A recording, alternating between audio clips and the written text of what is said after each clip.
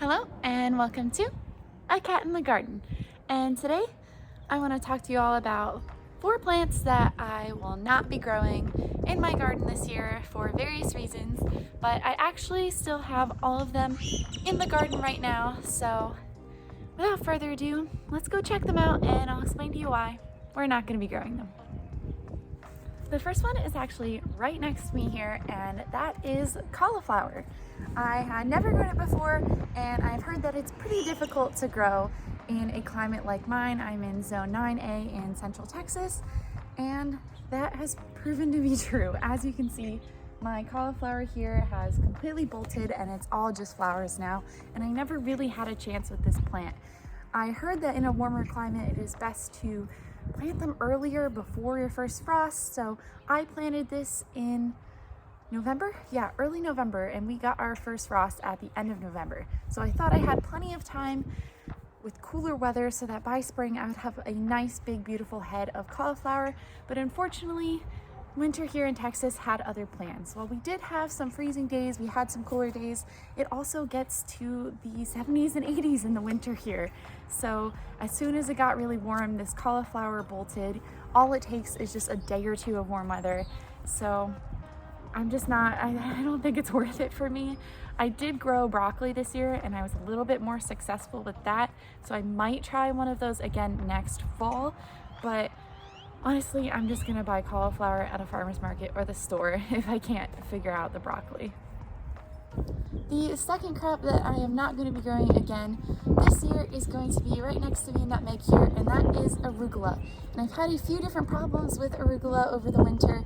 I planted these from seeds in December, and this one is just now starting to get to a size where I can eat it.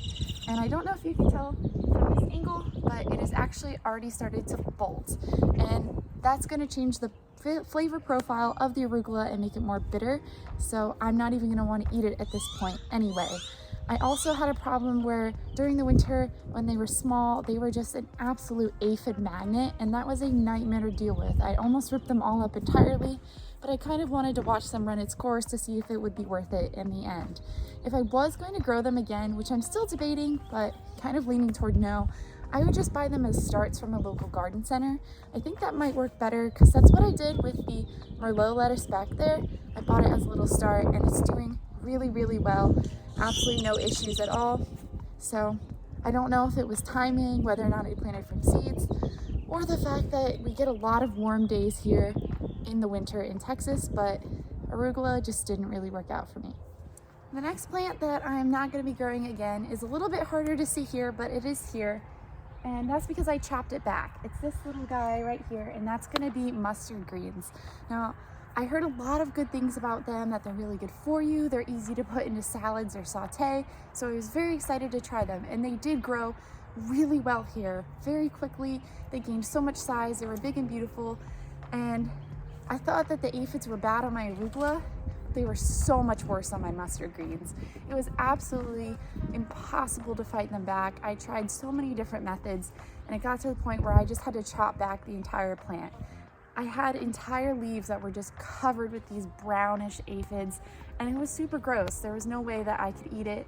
So I think because we have a warmer winter here, it's not really possible to grow some of these plants that really attract aphids.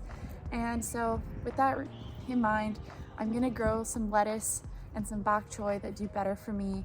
Even Swiss chard didn't really attract aphids.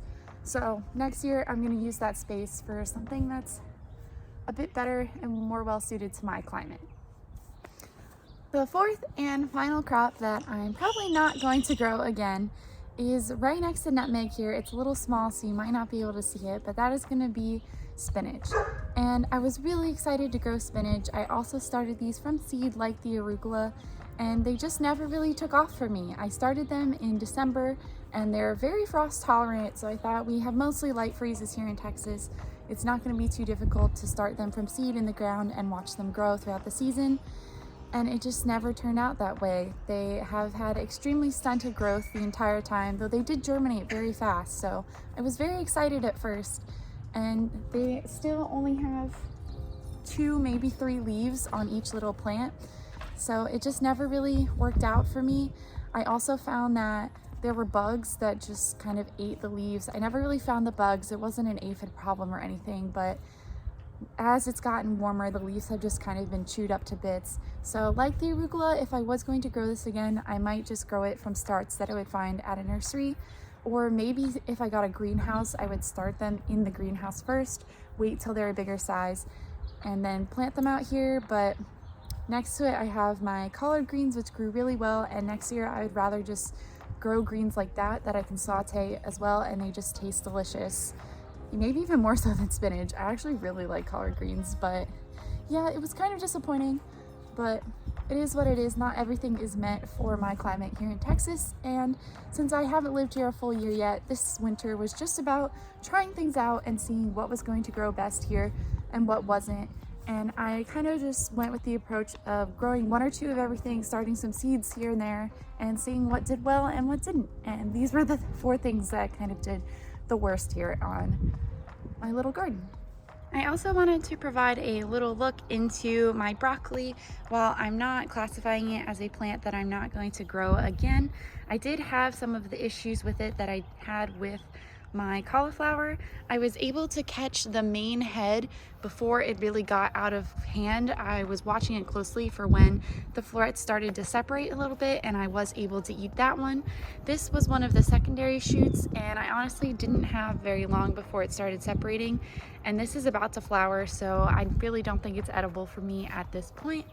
I am still watching these little ones down here. They are nice and tight still, so we'll see.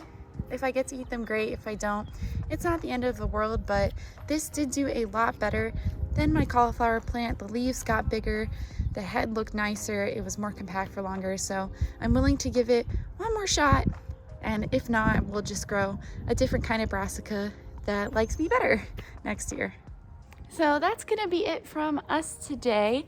Let me know if you have any tips for growing cauliflower or broccoli, because I do want to try growing broccoli one more time. I really love it as a vegetable, and I was very sad when it didn't work out for me this winter. So any tips would be greatly appreciated, or if you just want to let me know what is and what isn't working out for you in your winter garden. But that's going to be it for us today. Thank you so much for watching. If you like this video, make sure to give me and Nutmeg a thumbs up down below and subscribe so you don't miss anything else from us here at the garden. Thanks again, and we will catch you in the next one.